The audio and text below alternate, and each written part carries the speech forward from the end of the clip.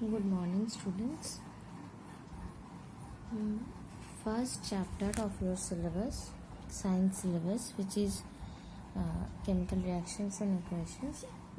Already we have completed, and I hope that everybody has gone through the chapter as well as the videos and PowerPoint shared by me, and you must have cleared all your doubts.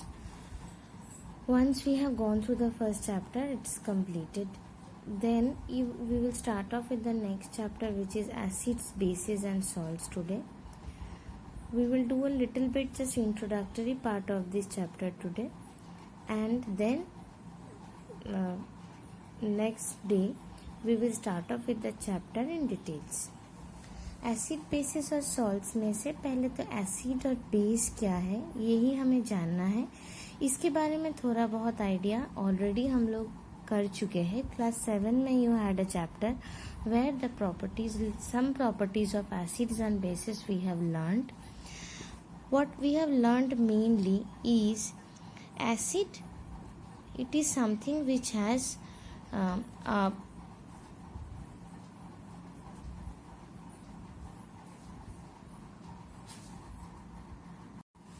So acids we know it is sour in taste and it changes blue litmus paper into red. ये दो चीज हमें already पता है. Base के बारे में देखो, बेस के बारे में कितना पता है हमें. बेस का टेस्ट इज बिटर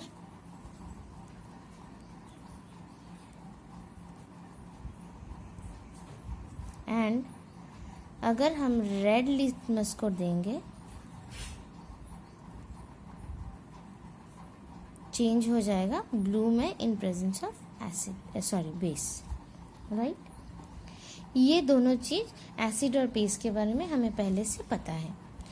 तो अभी हम एसिड और बेस का एक प्रॉपर डेफिनेशन जानेंगे और देखेंगे एसिड और बेस का और क्या क्या प्रॉपर्टीज हैं. पहले तो बात है कि ये जो दो हैं जो टेस्ट के बारे में हम बोल रहे हैं, ये दोनों हो गया हमारा फिजिकल प्रॉपर्टीज. हम सबको पता है कि टेस्ट इज फिजिकल प्रॉपर्टी हो गया. तो ये दोनों प्रॉपर्टीज है, ऑफकोर्स इम्पॉर्टेंट है, लेकिन उतना इम्पॉर्टेंट नहीं है क्योंकि फिजिकल प्रॉपर्टी से हम कोई भी चीज़ को आइडेंटिफाई नहीं कर पाएंगे. ऐसे बहुत सारी चीज़ है जो कि फिजिकल प्रॉपर्टीज सेम हो सकता है लेकिन उसका chemical properties may be different. तो हम जब भी प्रॉपर्टीज के बारे में बात करेंगे mainly we will focus on chemical properties. ये दोनों केमिकल प्रॉपर्टीज में आता है, तो ये दोनों हमें बहुत अच्छे से याद रखना है. तो हम कहाँ से स्टार्ट करेंगे? एसिड का डेफिनेशन और बेस का डेफिनेशन से. एसिड का डेफिनेशन देखो क्या है कि a compound which produces H+ ion और H3O+ ion.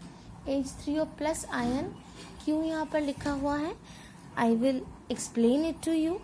In aqueous solution as the only cation is called an acid. So it is actually a compound which only produces H+ ion as the cation. Means जैसे मैं एक example ले रही हूँ, बहुत common एक example हम लेते हैं. जैसे मान लो कि HCl का नाम है हाइड्रोक्लोरिक एसिड. राइट. तो हाइड्रोक्लोरिक एसिड को हम किस लिए हाइड्रोक्लोरिक एसिड बोलते हैं? क्योंकि वो जब भी पानी में हम डिसॉल्व करेंगे एक्वस सोल्यूशन बनेगा, it will always produce H+ and Cl-, और दूसरा कोई भी H+ मतलब और भी कैटायन होने का चांस नहीं है. यहाँ पर देखो ब्रैकेट में एक चीज लिखा हुआ है H3O+ आयन. इसका नाम है हाइड्रोनियम आयन. ये कहाँ से आ रहा है? पहले क्या था कि खाली इसी को कंसिडर किया जाता था. बाद में साइंटिस्ट्स क्या देखे कि HCl को अगर हम पानी में डिसॉल्व करते हैं तो H+ जो प्रोड्यूस होता है वो एक्चुअली वाटर के साथ मिलके H3O+ फॉर्म करता है. मतलब इससे दो चीज बना. क्या क्या बना? H+ और Cl-. फिर क्या हुआ? ये H+ एक्चुअली वाटर जबकि H2O है, इसके साथ मिलके बना रहा है H3O प्लस हाइड्रोनियम आयन और Cl माइनस आयन। तब जाके एसिड का डेफिनेशन थोड़ा सा चेंज हुआ है कि कैटायन कौन सा होगा, H3O प्लस आयन होगा, उसी को हम एसिड बोलेंगे, राइट। बेस क्या है? बेस है ऐसा कोई मेटालिक हाइड्रोक्साइड। मेटालिक हाइड्रोक्साइड का मैं एक एग्जांपल ले लेती हूँ। जैसे कि कोई भी मेटल, मान लो पोटेशियम है, उसका हाइड्रोक्साइड है तो it is KOH। Whenever it is dissolved in water, aqueous solution बन रहा है, तो हमारे पास आ रहा है K प्लस और OH माइनस। इसका मतलब है इसमें एनायन जो बन रहा है वो है हाइड्रोक्साइड या हाइड्रोक्सिल, तो उसको हम बोलेंगे base. Okay, now we will start with acid और बेस का केमिकल प्रॉपर्टीज के बारे में हम जानेंगे। केमिकल प्रॉपर्टीज के बारे में जानने के लिए देखना तुम लोगों के NCERT का जो बुक है। If you do not have NCERT book, don't worry, PDF will be available, PDF is available in CBSE site पर। PDF अवेलेबल है, उसको डाउनलोड कर सकते हो और वहां से भी देख सकते हो अगर अभी बुक खरीद नहीं पा रहे हो तो। If you have a book, very well, no problem. तो हम स्टार्ट करेंगे यहाँ से। देखो, एसिड और बेस इन लेबोरेटरी। लैब में एसिड और बेस का क्या क्या प्रॉपर्टीज दिखाई जाता है, तो हम अभी तो लैब एक्सेस नहीं कर सकते हैं, लेकिन यहाँ पर बहुत अच्छी तरह से एक एक करके प्रॉपर्टीज को अच्छे से समझाया गया है। बहुत अच्छा सा डायग्राम भी है। जैसे कि देखो, एसिड और बेस मेटल के साथ कैसे रिएक्ट कर रहा है। क्या कर रहे हैं हम, एक मेटल को ले लिए जहाँ पर एक्चुअली जिंक को लिया गया है, जिंक का ग्रैन्यूल्स। जिंक ग्रैन्यूल्स का मतलब है कि जिंक का छोटा छोटा पार्ट्स, छोटा छोटा करके उसको छोटा छोटा करके ब्रेक किया गया है, तो उसका ग्रैन्यूल्स को हम लिए हैं। उसमें हम क्या डाले हैं, डाइल्यूट सल्फ्यूरिक एसिड। ये जो येलो येलो कलर का है, ये येलोइश कलर का है, this is actually dilute sulphuric acid means H2SO4। इसको किस में लिया गया है, एक टेस्ट ट्यूब में लिया गया है। और जब भी टेस्ट ट्यूब में हम ले रहे हैं, यहाँ से क्या होगा, कोई एक गैस एक्चुअली इवॉल्व होने वाला है। जब भी गैस इवॉल्व हो रहा है तो इस कौन सा गैस है वो भी हमें जानना है, क्योंकि केमिकल प्रॉपर्टीज जब हम पढ़ रहे हैं तो हमें जानना है कि रिएक्शन का प्रोडक्ट क्या होता है। मतलब जब भी हम केमिकल रिएक्शन देख रहे हैं तो उसका प्रोडक्ट जानना हमारे लिए बहुत इम्पोर्टेंट हो जाता है। तो ये हम केमिकल प्रॉपर्टीज में पहला वाला प्रॉपर्टीज देख रहे हैं। देखो, केमिकल प्रॉपर्टीज में हम क्या किए, Zn को लिए, किसके साथ रिएक्ट कर रहे हैं, H2SO4 के साथ रिएक्ट कर रहे हैं।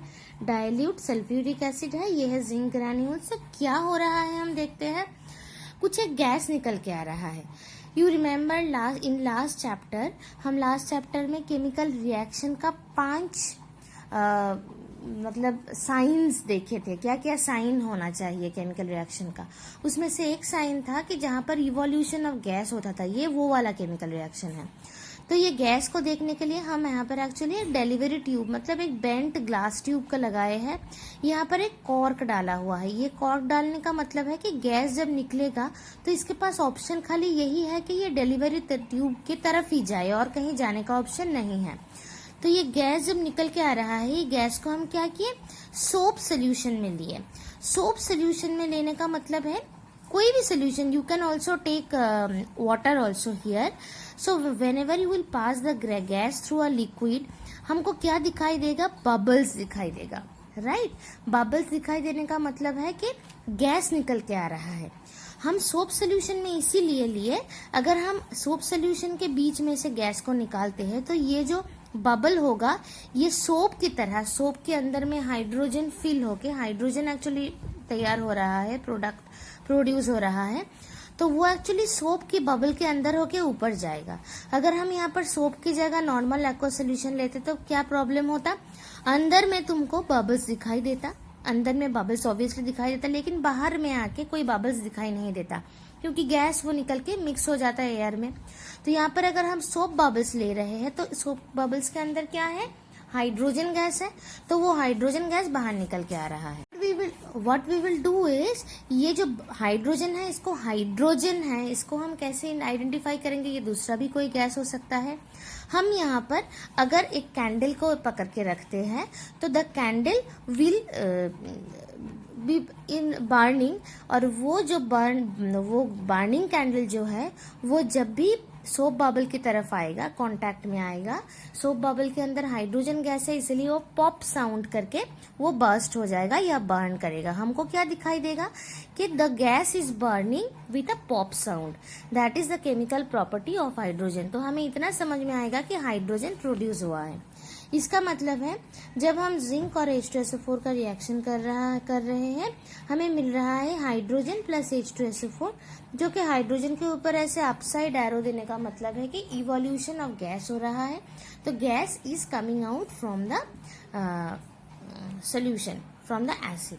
This is the first chemical property कि अगर हम मेटल के साथ एसिड को हम रिएक्ट करते हैं तो we are going to get hydrogen as a gas, and then वो जो मेटल हम लिए थे उसका कोई एक सॉल्ट, मेटेलिक सॉल्ट। यहाँ पर देखो जिंक लिए थे तो जिंक सल्फेट तैयार हुआ। अगर यहाँ पर हम HCl लेके ये रिएक्शन करते तो हमारे प्रोडक्ट में ZnCl2 आता है, ऐसे चलता रहेगा। This is not important. Important is metal plus acid gives hydrogen plus metallic. देखो metal plus acid always give salt plus hydrogen gas. अब एक है कि बेस के साथ कैसे रिएक्ट करता है। बेस के साथ एक स्पेशल रिएक्शन, मतलब स्पेशली अगर खाली हम सोडियम हाइड्रोक्साइड के साथ ही जिंक को रिएक्ट करवाएंगे तो we are going to get salt, ये Na2ZnO2 जिसका नाम है सोडियम जिंकेट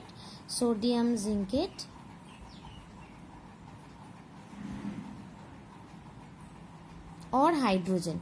इसमें भी हाइड्रोजन मिलेगा, लेकिन एक बात बहुत इंपॉर्टेंट है कि ये एक्सेप्शनल है, एक्सेप्शनल कैरेक्टर है सोडियम हाइड्रोक्साइड का। ये हर एक, मतलब सोडियम हाइड्रोक्साइड जिंक के साथ ही ये देगा, हर एक मेटल के साथ ये वाला रिएक्शन नहीं होगा। तो फिलहाल हमें याद रखना है कि मेटल के साथ एसिड का रिएक्शन होने में हाइड्रोजन निकल के आता है, राइट। और एक ही हम प्रॉपर्टी आज देखेंगे, उसके बाद बाकी प्रॉपर्टीज हम नेक्स्ट डे देखेंगे। और एक प्रॉपर्टी केमिकल प्रॉपर्टीज में कौन सा केमिकल प्रॉपर्टी है, वो है कि मेटल कार्बोनेट के साथ मेटल हाइड्रोजन कार्बोनेट और मेटल कार्बोनेट के साथ एसिड कैसे रिएक्ट करता है। ये भी exactly similar type of situation हम लिए हैं। डाइल्यूक हाइड्रोक्लोरिक एसिड के साथ हम ये क्या लिए हैं, सोडियम कार्बोनेट लिए हैं। सोडियम कार्बोनेट की जगह हम सोडियम हाइड्रोजन कार्बोनेट भी ले सकते हैं। टेस्ट ट्यूब में फिर से लिए हैं, फिर से डिलीवरी ट्यूब एक लिए हैं। डिलीवरी ट्यूब लेने का मतलब है कि फिर से कोई गैस निकल के आएगा, उस गैस को हम पास करेंगे।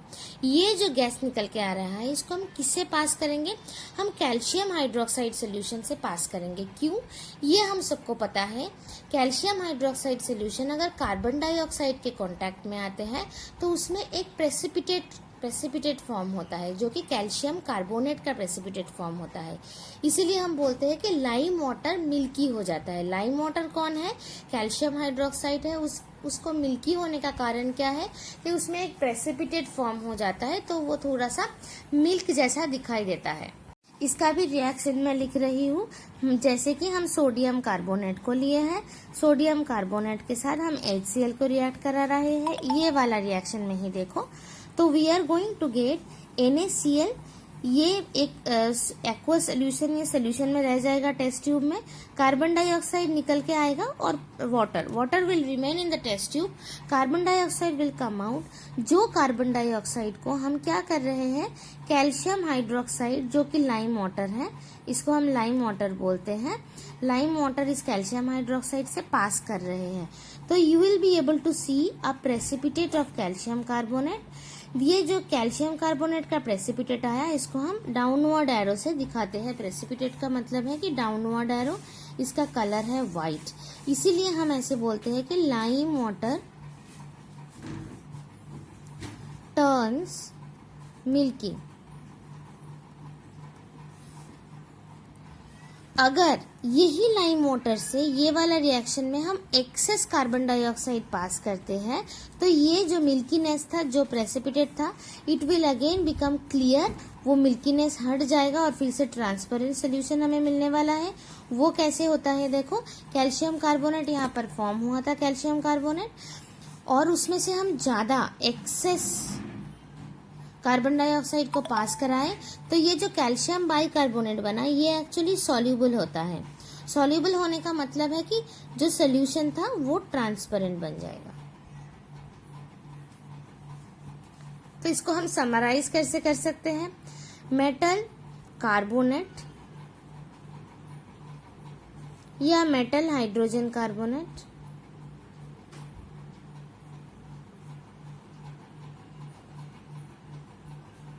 plus acid, any acid will give you carbon dioxide,